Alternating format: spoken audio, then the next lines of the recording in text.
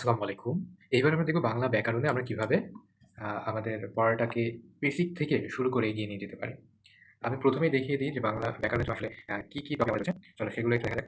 আচ্ছা, বাংলা দ্বিতীয় জন্য আমাদের যে সকল টপিক রয়েছে এইচএসসি লেভেলে সেগুলো হচ্ছে এখানে আমরা দেখতে পাচ্ছি বাংলা ভাষা উচ্চারণ, বাংলা ভাষার ব্যাকরণিক শব্দশ্রেণী, সমাস, ধ্বনি পরিবর্তন, আ পুরুষ বা স্ত্রীবাচক শব্দ, দ্বিরুক্তি শব্দ, সংখ্যাবাচক শব্দ, বচন।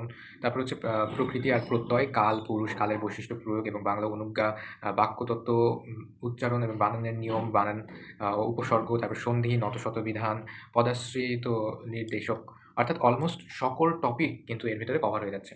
তার মানে এখান থেকে এটাই বোঝা যাচ্ছে যে আ আমরা যদি চাই যে আ ভালো করে একেবারে সবকিছু গোড়া থেকে বুঝতে, আ তাহলে আমাদের বেসিকটা থেকে শুরু করা সবথেকে বেটার এবং অপরিহার্য হবে বলে আ মনে করি।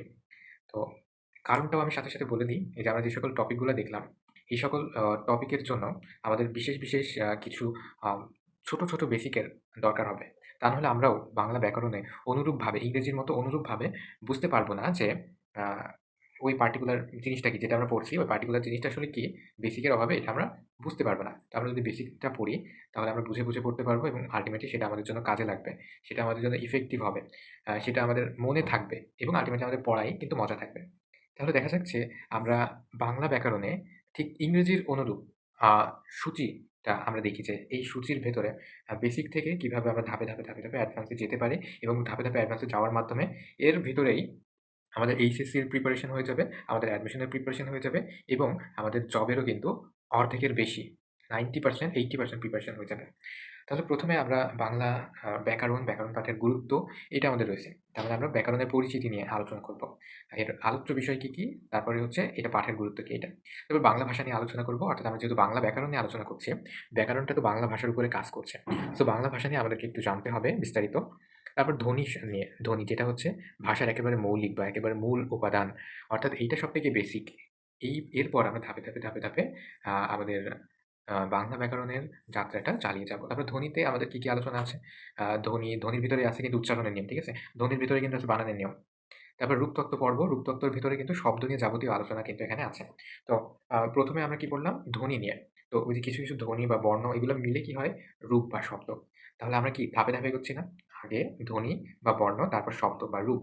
এভাবে আমরা যদি ধাপে এগোই তাহলেই কেবলমাত্র পড়াটা ইফেক্টিভ হবে। কিন্তু আমরা যদি কি করি? হঠাৎ করে আমাদের দেখা যাচ্ছে যেখানে পড়া সেখানে যদি আমরা আ আ সরাসরি চলে যাই, আ তাহলে কি হবে? তাহলে আমাদের আগের পড়াটা না জানার কারণে অর্থাৎ বেসিকটা যেটা আমরা আগে পড়ায় আসার কথা সেটা না পড়ার কারণে ওই জিনিসটা আমরা বুঝতে পারব না। ওইটা পরে আমাদের কোনো effectiveness এখানে বজায় থাকবে না। এই কারণেই আমরা ১ম থেকে বেসিক থেকে পড়া শুরু করব। এতে হয়তো আমাদের ১৫ দিন বা ২০ দিন সময় যেতে পারে। কিন্তু এই বেসিক থেকে পড়া শুরু করার কারণে আমাদের যে এই ১৫-২০ দিন আমরা পড়েছি ইংরেজি ব্যাকরণের বেসিক, বাংলা ব্যাকরণের বেসিক, এইগুলা পড়ার ফলে আমরা পরবর্তীতে যেইগুলা পড়ব সেগুলো অনেক বেশি ইফেক্টিভ হবে। সেগুলো আমরা ফিল করতে পারব। সেগুলো আমরা সবথেকে ভালোভাবে বুঝতে পারব। আচ্ছা, তারপর শব্দতত্ত্বের পরে আছে আমাদের বাক্যতত্ত্ব আ বা সিনট্যাক্স যাকে বলা হয় ইংরেজিতে। তো আ শব্দতত্ত্বে আমরা যে আলোচনা হয়ে আসতে দেখছি, সেগুলা কিন্তু আবার বাক্যের ভিতরে কাজে লাগবে। এজন্য আমরা আগেরটা কিন্তু কোনটারই আগেরটা বাদ দিতে পারব না। আগেরটা বাদ দিলে পরেরটা হবে না। আমরা যদি একেবারে পরেরটা পড়তে চাই, তাহলে আমরা আবার দেখব যে আমাদের আবার আগে ফিরে যেতে হচ্ছে। এই কারণে আমরা ধাপে একেবারে ১ম থেকে পড়তে আসবো। তো বাক্য তত্ত্বের ভিতরে আছে হচ্ছে কি বাক্য, তারপর বাক্য উক্তির পরিবর্তন, তার মানে কিভাবে কোনো উক্তি পরিবর্তন হয়। অর্থাৎ ইংরেজিতে যেটাকে ন্যারেশন বলে কিংবা ইংরেজিতে আবার ভয়েসও আছে কিংবা ট্রান্সফরমেশন সেন্টেন্সেস আছে। ওইগুলো কিন্তু সব এর আন্ডারে। তারপর বিরাম চিহ্নের ব্যবহার। ইংরেজিতেও কিন্তু আছে বিরাম চিহ্নের ব্যবহার বা পাঞ্চুয়েশন মার্ক অ্যান্ড ক্যাপিটালাইজেশন। তারপরে আছে আমাদের অর্থতত্ত্ব। অর্থতত্ত্ব মানে কি? এটা হচ্ছে ইংরেজিতে কি ভোকাবুলারি আর বাংলায় হচ্ছে অর্থতত্ত্ব। অর্থাৎ এতে কি থাকবে? Synonym, antonym. তার মানে সমার্থক শব্দ থাকবে, বিপরীত শব্দ থাকবে। তারপর সাফিক্স, প্রিফিক্স বা এই সব বিষয় নিয়ে কিন্তু আমাদের মূল আলোচনা। তারপর ছন্দ, অলঙ্কার যেটাকে ইংরেজিতে বলে কি ফিগার অফ স্পিচ। এটা বাংলাতেও আছে। এটা এখানেও আমরা পড়ব। তারপর শব্দবোধক শব্দ। তো এই যে সম্পূর্ণ আমাদের প্ল্যানটা, আমাদের যে টপিক ওয়াইজ আমাদের প্ল্যান, এই প্ল্যানটা তোমরা পেয়ে যাবে। এটা তোমাদেরকে প্রোভাইড করে দেওয়া হবে। তো এই প্ল্যানটা অনুযায়ী যদি তুমি ধাপে ১ম থেকে এগোও তাহলে তুমি আমার কাছে পড়ো বা যেখানেই পড়ো কিংবা একাই পড়ো, তুমি আ অবশ্যই সবথেকে বড় সুফলটা কিন্তু এখান থেকে লাভ করতে পারবে এবং তোমার পড়াটা অবশ্যই সবথেকে বেশি ইফেক্টিভ হবে। তুমি হুটহাট করে কোথা থেকে শুরু করলে এটা কিন্তু হবে না। আমাদের সিস্টেমেটিক ওয়েতে এগোতে হবে। আমাদেরকে স্মার্টলি এগোতে হবে। তার জন্য আমরা বেসিক থেকে আমরা একেবারে শুরু থেকে শুরু করব।